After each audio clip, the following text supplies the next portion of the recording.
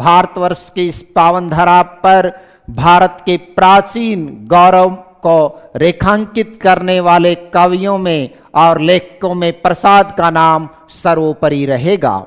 प्रसाद के आलोचक लिखते हैं कि जिस देश का प्राचीन गौरवमयी रहा हो और वो वर्तमान परतंत्र हो, तो उस देश का कवि या लेखक अगर अपने गौरवमयी अतीत में श्वास लेता है, उस देश का कवि या लेखक अपने गौरवमयी अतीत में श्वास लेता है, तो इसमें आश्चर्य की कोई बात नहीं है, इसमें आश्चर्य की कोई बात नहीं है, क्योंकि प्रसाद भारत के प्राचीन गौरव को रेखांकित कर रहे थे।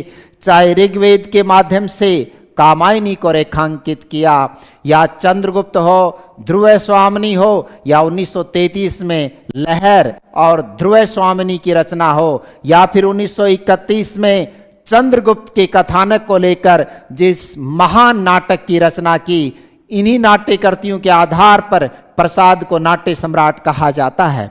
हिंदी साहित्य जगत में जब युग पुरुष के रूप में नाट्य शास्त्र का विवेचन किया जाएगा, तो उसके 3 पायदान हैं, यानी भारतेंदु युग, उसके बाद आता है प्रसाद युग, और तीसरा है प्रसादोत्तर युग। अर्थात 2 कालखंड प्रसाद की महिमा को रेखांकित करते हैं। अस्तु ध्यान रहे दोस्तों, साथियों और विद्यार्थियों, ध्यान रहे कि प्रसाद ही नाट्य सम्राट हैं। भारतेंदु गद्य विधाओं के जनक हैं और इसके साथ ही वो नाट्य साहित्य के भी जनक हैं। लेकिन जहां तक सम्राट का सवाल है, तो नाट्य सम्राट केवल और केवल जयशंकर प्रसाद है।